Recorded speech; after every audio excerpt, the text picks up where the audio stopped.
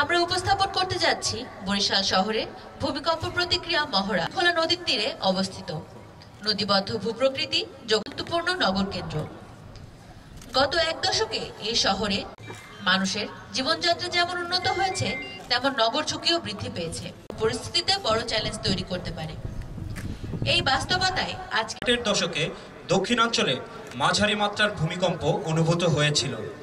পুরনো ভবন, সরু রাস্তা এবং নদী বেষ্টিত অগ্নিকাণ্ড, ভবন ধস, রাস্তা বন্ধ হয়ে যাওয়া। বাবা মায়েরা বাচ্চাকে ক্লাসে পৌঁছে দিয়ে জনসাধারণের সাহায্যে বাংলাদেশ সেনাবাহিনীও উপস্থিত।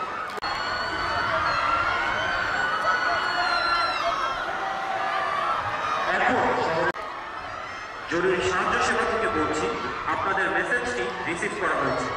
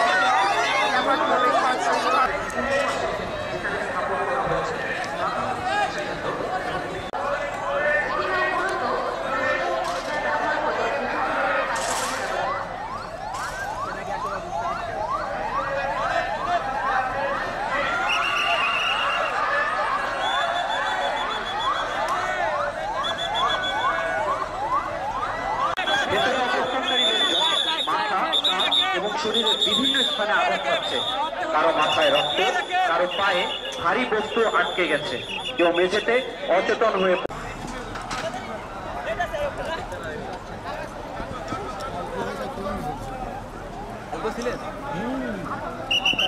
একজন আহত ব্যক্তিকে উদ্ধার করে নিয়ে আসছে। এখন শুরু হচ্ছে একটি অত্যন্ত যেখানে একটি পরিবারের সদস্যরা তাদের প্রাথমিক কাজ করছে। হঠাৎ তীব্র কম্পন, টেবিলের নিচে শরীর গুটিয়ে আশ্রয় শয়নকক্ষে ঘুমন্ত কিশোর ভূমিকম্প টের পাওয়ার সাথে সাথে বালিশ চেপে গাছ গাছপালা ভেঙে পড়েছে, ধুলো উঠছে বাতাস। এরপর আতঙ্ক গ্রাস করে সবাই চিৎকার করে সবাই স্কুল ভবন থেকে বের হয়ে আসছে। যে সকল অভিভাবক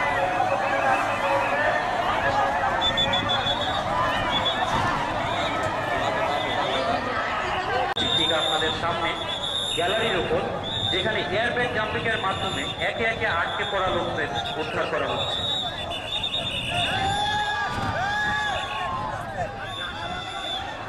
পরবর্তীকে সুন্দরভাবে উপস্থাপন করার জন্য আমার 28 ব্রিগেড কমান্ডার স্থান এবং তার 66 ডিভিশনকে বিশেষভাবে ধন্যবাদ জানাতে চাই। ধন্যবাদ জানাতে চাই ফায়ার সার্ভিস ডিটেলসকে, যারা অ্যাকচুয়ালি উদ্ধার অভিযানের ম্যাক্সিমাম কাজ করছে, তাদের সাথে আমার এটা চমৎকার উপস্থাপনা মনে হয়েছে আমার কাছে।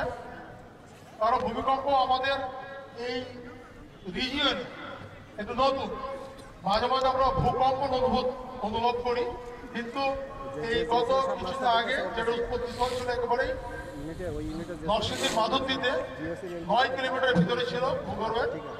এর যে বড় ধরনের একটা যে কনসিকুয়েন্স দেখেছি আমরা, বেশ কিছু লোক মারা গিয়েছে এই প্রথম।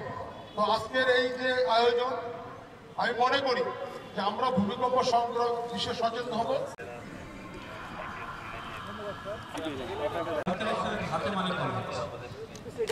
স্যার একটু তাকাবেন স্যার। মোহাম্মদ আতাউল, বরিশাল বিশ্ববিদ্যালয় বিএনসিসি নৌশাখা।